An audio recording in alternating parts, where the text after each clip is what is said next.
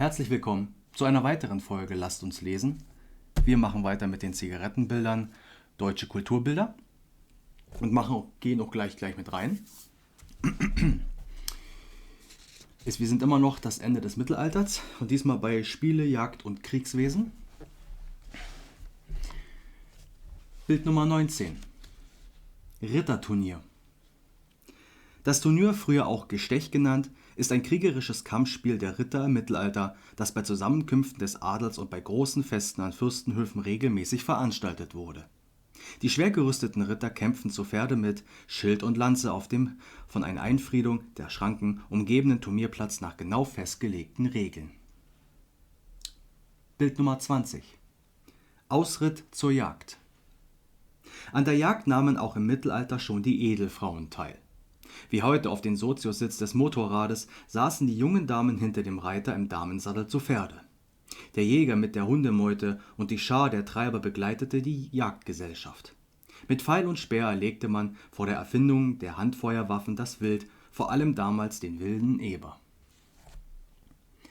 Bild 21. Armbrustschießen. Die Armbrust, Armbrüste nach Latein Arcuballista, eine der ältesten wohl ursprünglich orientalischen Waffen, ist eine Vervollkommnung des Pfeilbogens. Die Durchschlagskraft des Bolzen zwang dazu, die Rüstungen immer schwerer zu machen, die schließlich eine Gepanzerten sich kaum noch bewegen konnte. Auch die alten Schützengilden, Sebastiangilde in Rheinland, trugen die Armbrust.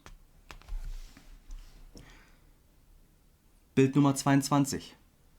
Zweikampf im Ring. Gottesgericht. Unter einem Gottesgericht oder Gottesurteil verstand man die Entscheidung eines Rechtsstreites durch unmittelbares Eingreifen der göttlichen Macht. Gottesurteile waren schon den alten Germanen bekannt und spielten als Zweikampf, Feuer- oder Wasserprobe im Rechtsleben des Mittelalters eine große Rolle. Der Sieger im Kampfe hatte das Recht auf seiner Seite. Bild 23. Burginneres. Die Burg ist der feste Wohnsitz des Adels im Mittelalter. Da sie nicht nur dem Besitzer und seinem Dienstleuten, sondern in Kriegszeiten auch dem umwohnenden Landvolk als Zuflucht diente, war sie durch Wall, Graben und Mauern gesichert.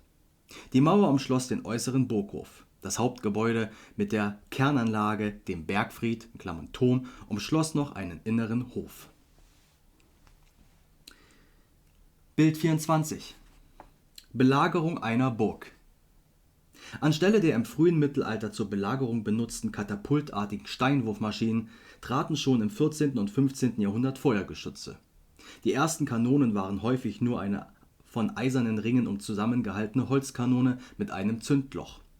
Die durch Explosion des Pulvers aus dem Rohr geschleuderte Steinkugel schlug Bresche in die Burgmauern. Hier natürlich wieder wunderbares Deutsch: katapultartige Steinwurfmaschinen. Sehr schön. Das war's mit dem Mittelalter. Jetzt kommen wir zum zweiten Abschnitt. 1500 bis 1550, Humanismus und Reformation, Frührenaissance. Wenn ich mich etwas verlese, dann liegt das daran, dass gegen Ende der Abstand der Buchstaben immer kleiner wird und es sehr schwer wird zu unterscheiden, ob das jetzt ein Wort zusammenhängt oder ob da sozusagen ein Freizeichen dazwischen ist. Aber vielleicht schaffe ich es ja. Nur Vorwarnung. Die Neuzeit, deren Beginn man mit dem 16. Jahrhundert ansetzt, bricht allmählich mit den Schranken, die das Mittelalter um den Menschen gezogen hatte, und macht aus dem Gemeinschaftswesen ein Einzelwesen. Dies bedeutete natürlich nicht, dass nun alle Bindungen aufhören, dass keine Unterordnung mehr besteht und dass die großen Zusammenhalte wie Kirche und ständischen Gliederung ihre Bedeutung verlieren. Aber der Einzelne, sein ganzes Leben und Wirken beginnt sich jetzt mehr als früher von diesem Gemeinschaftshintergrund abzuheben. Jetzt erst hören wir von Einzelpersönlichkeiten und ihrem Namen in der bildenden Kunst. Nicht mehr das Werk alleine, auch der Schöpfer interessiert jetzt die Menschen, während im Mittelalter der bildende Künstler so gut wie völlig hinter seinem Werk zurücktrat. Die Menschen entdeckten aber jetzt nicht nur sich selbst als Einzelwesen, sie entdeckten zugleich auch die Welt um sich. Denn es ist ja auch das Zeitalter der großen territorialen Entdeckungen, das man mit dem Ende des 15. Jahrhunderts anhebt. Gleich am Anfang steht die Entdeckung Amerikas durch Christoph Kolumbus im Jahre 1492. Erst jetzt wird man sich seiner Umgebung innerlich und äußerlich recht bewusst. Das Gefühl und der Sinn für die Natur und ihre bald erhabene, bald intime Schönheit und Eigenart ist neu erwacht. In Deutschland steht am Beginn der neuen Zeit ein gewaltiges geistiges und religionsgeschichtliches Ereignis, die Reformation der christlichen Kirche durch Martin Luther. Als Luther am 31. Oktober 1517 seine 95 Thesen an die Tür der Schlosskirche zu Wittenberg schlug, wollte er hierdurch nur, wie von ihm schon andere, auf die Schäden, die sich im Priestertum und in der Kirchenlehre des Mittelalters gezeigt hatten, hinweisen und die christliche Lehre in ihrer ursprünglichen Reinheit nach dem Evangelium wiederherstellen. Seine Tat aber rief nicht allein die Kirche zum Kampf auf den Plan. Auch die weltliche Obrigkeit, der Kaiser, griff in den Streit ein. Reichstage wurden abgehalten, Kämpfe für und gegen die neue Lehre ausgefochten. Auch soziale Kämpfe blieben nicht aus. Der Bauer wollte nicht mehr länger vom Adel unterdrückt sein und empörte sich gegen ihn. Es kam zu blutigen Bauernkriegen, die anfangs erfolgreich für die Bauern, bald noch blutiger unterdrückt wurden. Heimatlose Landsknechthaufen, die, je nach dem höheren Solde, ihren Dienst bald diesen, bald jenen Fürsten anboten, durchzogen allenhalb das Reich. Der alte ehrenhafte Ritter war vielfach zum plünderen Raubritter geworden. Das durch die religiösen und politischen Zeitereignisse so erregte deutsche Volk nahm auch willig die neue geistige Bildung auf, die aus Italien zu ihm kam. Die Renaissance, das heißt die Wiedererweckung der Kunstformen und Ideen des klassischen Altertums. Diese Aufnahme fremder Kunst und fremden Geistesgutes wirkt sich freilich in Deutschland nicht durchweg auf allen Gebieten günstig aus. Das einheimische deutsche Recht zum Beispiel wurde durch die Reception, das heißt die Übernahme des römischen Rechtes, nahezu verdrängt.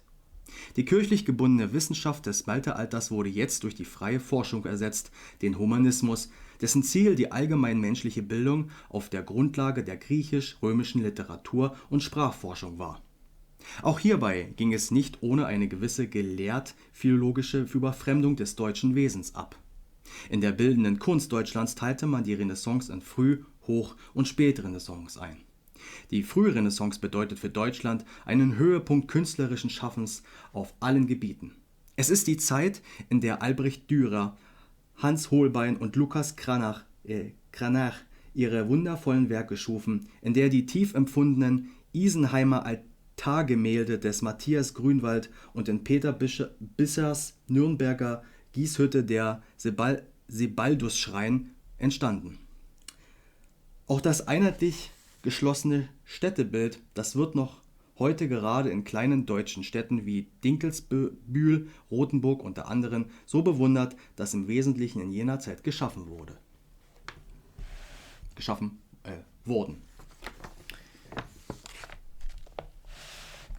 So, Humanismus und Reformation. Stände und Berufe. Bild 25. Gelehrtenstube. Da der gelehrte Humanist meist dem geistlichen Stande entstammte, sieht sein Studienzimmer der Klosterzelle recht ähnlich. Ein Schreibtisch in der heutigen Form gab es damals noch nicht. Die Zeit las der Gelehrte an der Sanduhr ab und eine besondere Bequemlichkeit war schon das in der Wand eingelassene Waschbecken nebst Kugelgefäß, primitiver Vorläufer unserer Wasserleitung. Ja, seht ihr da? Die Kugel, da war Wasser drin, dann haben sie den Hahn aufgedreht und dann konnten sie sich die Hände waschen. Bild Nummer 26. Schuhmacherwerkstatt. Manches in der Einrichtung der Schuhmacherwerkstatt und fast alles zur Arbeit notwendige Handwerkzeug hat sich durch die Jahrhunderte bis heute unverändert erhalten. Schusterschemel, Schneidermesser, Hammer, Zange, Pechdraht, Ahle und so weiter. Schuhe waren früher noch viel wichtiger und mussten haltbarer und undurchlässiger sein als heute. Bei den berüchtigt schlechten Straßen. Bild Nummer 27. Zahnbrecher. Das Zahnziehen dünkt uns heute eine harmlose Kleinigkeit verglichen mit der Prozedur vergangener Zeiten. Mit einem schlüsselähnlichen Instrument wurde der Zahn aus dem Kiefer herausgedreht. Der Zahnbrecher war meist ein ungelernter Quacksalber, der Kenntnisse vortäuschte und den Ärzten und Apothekern ins Handwerk pfuschte. Zahnpflege und Zahnersatz waren noch unbekannte Dinge. Bild Nummer 28. Alchemist. Unter Alchemie, einem dilettantischen Vorläufer der Chemie, verstand man bis an das 19. Jahrhundert die vermeintliche Kunst, unedle Metalle in Gold und Silber zu verwandeln. Man glaubte es mit Hilfe eines besonderen Stein der Weisen genannten Stoffes zu erreichen, dessen Herstellung die Hauptaufgabe des Alchemisten war. Seine Werkstatt hatte stets ein unheimlich düsteres Aussehen. Bild Nummer 29. Buchdruckerwerkstatt. Bis zur Erfindung der Buchdruckerkunst durch Johann Gutenberg in Mainz um 1450 gab es nur handgeschriebene Bücher.